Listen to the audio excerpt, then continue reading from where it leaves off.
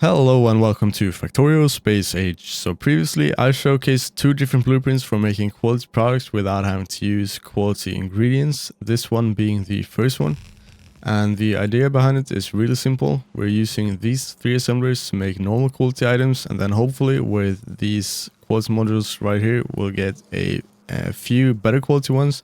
And when we don't, we're using this recycler right here to recycle those with quality modules into hopefully better quality ingredients and making the items that way. And then by the suggestion of a viewer, I made this version right here that compacts the entire thing down by, instead of using these four assemblers right here, we're using only this one that gets its recipe set by circuitry. And that means that we don't have to use these 12 quality modules, we only need to use 4, and it's also a bit more compact. And the only real drawback to this is that we don't get to use productivity modules on the legendary craft while making intermediates, but that wasn't really that much of a problem to me because I don't think that you should be using this to make intermediates anyway. But if you really want to do that, you can just use the old one, that's completely fine. But as a few of you have pointed out, and I've noticed as well, this version has some glaring issues. And the biggest two being, first, the throughput capabilities of this belt and this inserter.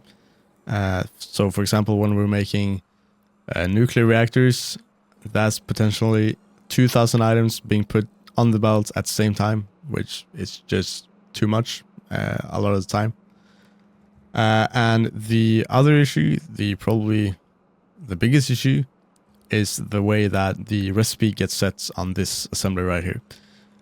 So if we get, for example, at some point enough ingredients to make an epic craft, then the recipe is going to get set to epic. And if during the time of that craft we at some point get enough items to make an uncommon item, then the recipe is gonna get switched to the uncommon one, no matter if this is finished or not.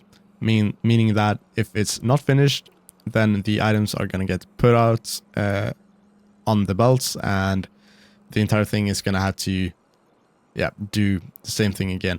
And that's obviously a big problem because we get uncommon ones and rare ones much more often than epic. So that's a really big problem that ends up filling up this chest with quality ingredients, and it's just really a mess. So I set out to fix those issues with this new version right here.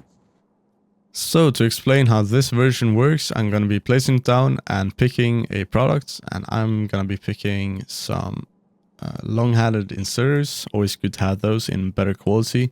So I'm gonna want 10 regular ones, 10 uncommon ones, 50 rare ones, and then just a few epic and legendary ones. We're gonna confirm and see this thing gets built.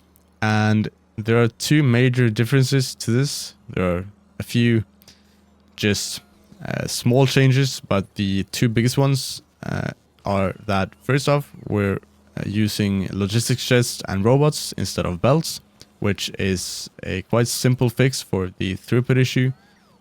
So now we have basically unlimited throughput for these items right here, as long as we have enough robots.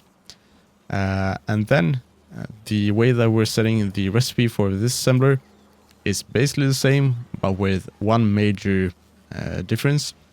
And that is that we are running this circuitry on a clock, and I'm going to explain what I mean by that. So just to visualize, I'm going to be placing this one down and connecting this cable.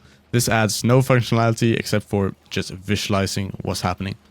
So we are running on a 1 second clock here, and each one of these combinators gets its own quarter of a second slots to set a recipe. So when we get enough items to make one of these items, one of these, in this case the uncommon one, is gonna output and also stop the timer, thus preventing any of these four from setting its recipe.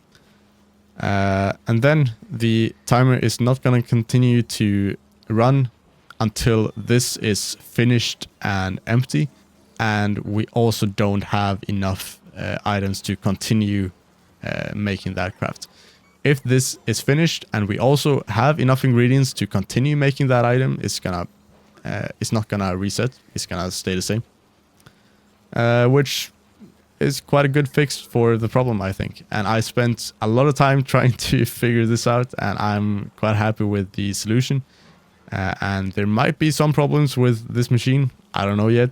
I haven't run into any major problems so far. But yeah, it should work much better than both of the previous versions. Another thing that I added was the ability for this machine to request quality ingredients that you might have lying around in your storage. So that happens through this chest right here, which is going to request any missing ingredients that you might have in your logistics network, which is also quite a neat feature to have. And with that said, the blueprint will as always be available in the description for free. And if you found this useful, please consider leaving a like or maybe even subscribing. That would make me really happy. And with that said, I really hope you enjoyed the video, and I will see you next time.